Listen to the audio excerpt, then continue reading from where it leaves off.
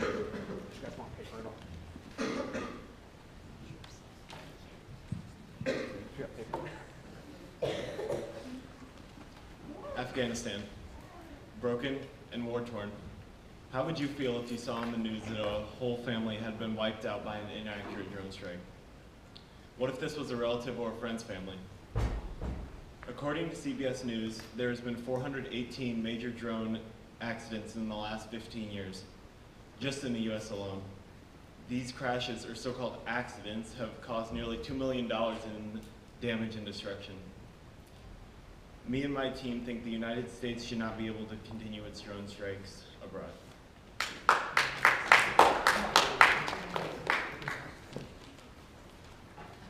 Drones are dangerous. They have caused much unneeded harm and sadness. According to CNN, there has been 50 incidents in the US with drones. On September 9th, 2015, an 11-month-old baby was struck and bruised by debris from a crashed drone. This was a military drone that crashed into this baby. Drone accidents cause much harm. Many UAVs, which are unmanned aerial vehicles, have crashed in suburban city areas. Last year, a drone just trying to film some bull riding crashed into stands, injuring 5 people. Drones are a growing problem with many accidents in the past couple years, and military drones have caused much injuries and need to be eliminated.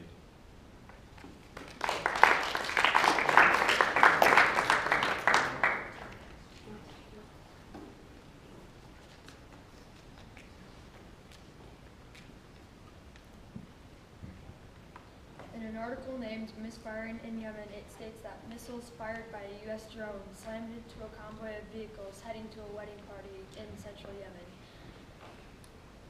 killing at least 13 people. The military officials said that initial information indicated that the drone mistook the wedding party for an al-Jihad convoy. In an article named The Case for Drones, it states that drone warfare is an honorable attempt to seek out terrorists and insurgents who hide among civilians. What if it was you or your family? They say that drones are for targeting terrorists who hide among civilians. If terrorists are among civilians, this could result in unintentional casualties. This shows that citizens can also be killed.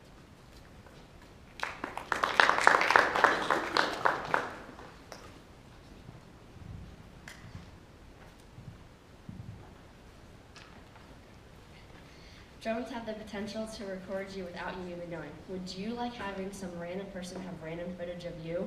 That's how Afghanistan or even Iraqi villages feel. Watched. Drones should not have the ability to record and should definitely not be able to be used as a military weapon. Mark Goodman writes in the article, Attack of the Drones, The Dangers of Remote-Controlled Aircraft. Rapid advances in remote-controlled aircraft and drone technologies are providing terrorists with new, more effective ways of carrying out surveillance and attacks. This means that if this technology is available to the U.S., it's also available to other countries that could become a potential threat. By the U.S. not providing the weapon or technology, there would be no worry that terrorists would ever attack us. If this weapon was made, the drone would be able to record and see what's going on around it. We can stop the problem by simply not making advances in drone technology. Attack of the Drones also states that the sophistication sensors carried by hobbyist drones is increasing substantially, spawning new trends, including the streaming of first-person video. Not only are drones equipped with video cameras, but they now allow first-person video and the ability to record in high definition. First-person video is a direct view in the sky of what a drone can see. You can watch this in real-time video as well. High definition allows the video presentation to be clear, and you would be able to see the detail in the video. This would be effective for catching a criminal, but not okay when there could be a possible mishap between the drone and the one person who is controlling it. Before you were on a target of terrorists, but now you're locked in somewhere else, a small village of poor, innocent villagers. Drones shouldn't influence foreign villages' state of mind. Do you think drones affect how small villages think? Wouldn't you be worried that a threat was coming to your neighborhood? That's what they feel like. Foreign countries don't have the freedom that we have here in the United States. Especially in a country that is war-torn, privacy is all they wish to have. Privacy is a big part of human nature, but it's not fair when their privacy and way of living becomes our public information.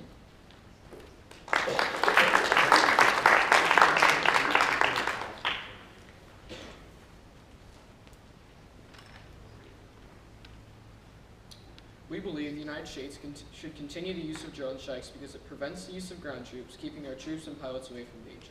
It is also cheaper and more efficient than a manned aircraft mission or mobilizing ground troops. Drone pilots are also at a lower risk of PTSD, unlike ground troops or pilots who are there to see exactly what's going on. And this also lowers the emotional trauma on our active service members. Drone strikes prevent the use of manned aircraft and ground troops. This also keeps our brave soldiers out of the line of fire and pilots in a plane replaced by a machine. No one will grieve if a machine is shot out of the sky or a pilot is killed in action. If a machine is shot out of the sky or crashes. But if one of our soldiers or pilots is killed in action, they are a person. They have a family. Someone back home who cares and worrying day after day, and wondering, are they going to come back? The use of drone strikes keeps our brave soldiers and pilots in a safe and secure building, out of line of fire, away from the terrorists they're trying to kill.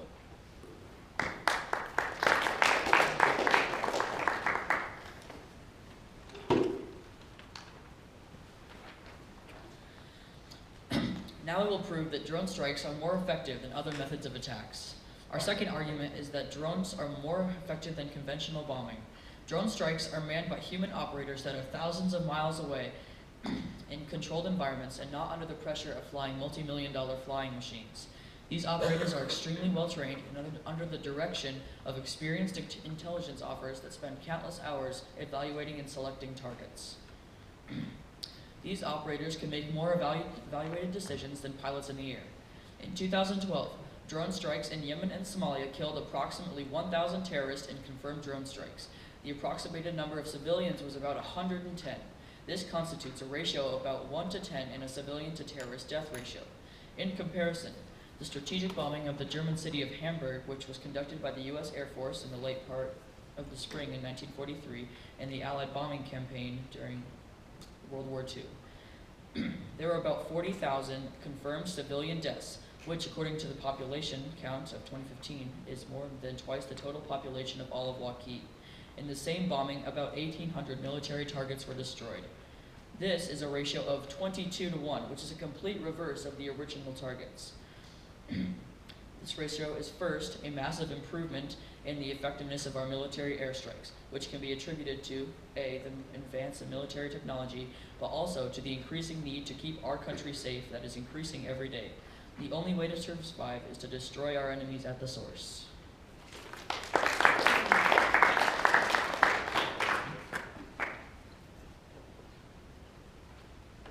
Our third argument is that drones keep Americans safer and at a much lower risk of PTSD. One source said, quote, only 4% of active duty drone pilots are at a high risk of PTSD, compared with the up to 17% of soldiers returning from Iraq and Afghanistan. We need to continue our use of drones because it keeps our men and women safer. When we were attacked on 9/11, they stepped up to defend us, and the very least we could do is to keep them at a lower risk of PTSD, or post-traumatic stress disorder, which causes 5 veterans a day to commit suicide. 5 every single day. Another reason is that along with the low risk of PTSD, we are winning this war against terror.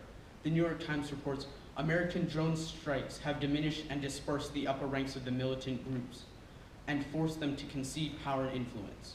We are winning this war, but pulling out our best asset now will give ISIS power and the ability to gain ground and confidence. Thank you.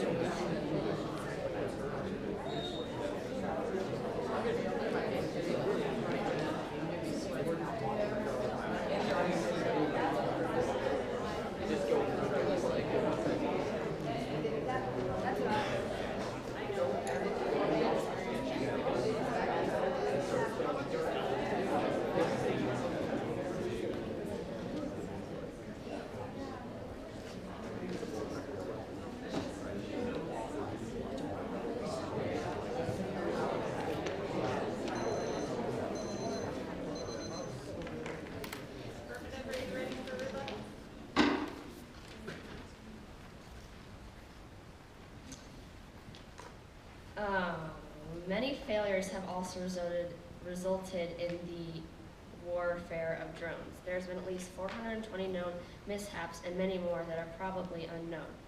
Drones communicate by satellite signals, so if there's a malfunction between the controller and the drone, they could think the wrong target is the right one with first-person video doing the wrong thing. Drones are also easily hacked. They can be stolen as well. They can use our technology to defeat us if they steal a drone. It is safer than having an army member do the job. That's right. But instead of killing one, it has the potential to kill innocent others with an inaccurate mistake. You're on a complete different side of the earth, about 1,000 miles away, and you think accuracy is still going to be as well as if someone was doing it themselves. It's not.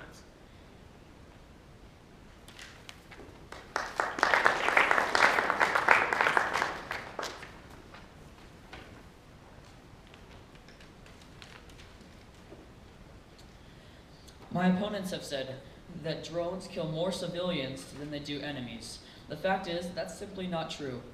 The definition of terrorist extends to that of those in league with terrorists or in any way supporting a terrorist operation. My opponent has also said that drones violate the use of privacy that is given to these people that are in these war-torn countries. But the U.S. spends millions of dollars evaluating and selecting each target before we launch a drone strike against them. Who are we rather to watch? Billy Bob Goat Herder out in the fields, or this guy who's walking around with an AK-47? Drones are more effective, more efficient, and they kill less civilians than soldiers because they're allowed to be selected, instead of putting the pressure on a pilot who's up in the air.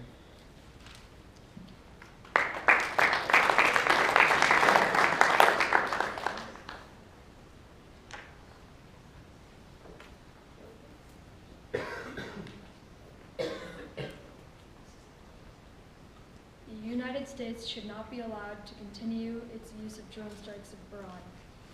Drone accidents are becoming more and more frequent, according to CNN. There has been 50 incidents in the U.S. with drones. That's only in the U.S. Also, drones are not very accurate and they misfire all the time, just like in the case of the wedding that was shot at. Finally, there can be people always seeing you with cameras that are on the drones, even in the United States, where you think that you're safe. This is why we need to ban U.S. drone strikes.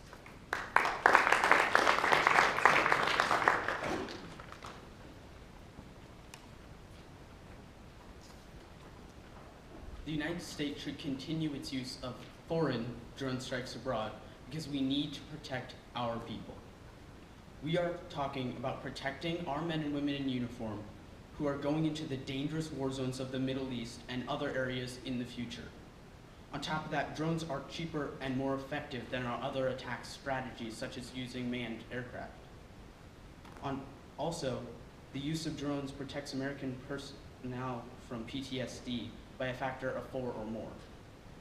All of this offers us just one simple question. Will you voice your support with the terrorists we are trying to kill, or with the Americans who have spent millions upon millions of dollars researching this technology and have decided that it is the most effective method of destroying these terrorists?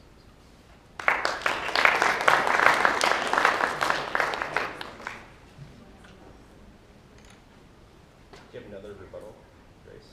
Yeah. Yeah, you guys want to do another rebuttal? Okay, I'll give you 30 seconds to prepare.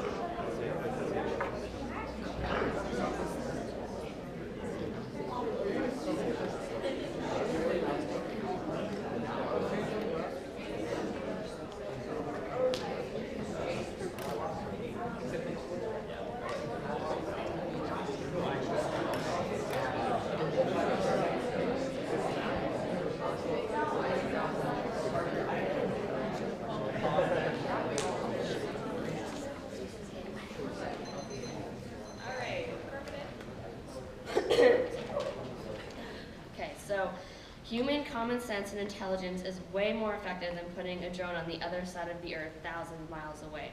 Humans can react and learn much quicker than a drone can, so piloting them themselves and being over in that situation is much easier than spending millions of dollars on a drone to do it themselves. PTSD can affect everyone and anyone that's in the Army. It affects everyone who, okay, never mind that part. Yep, that's it.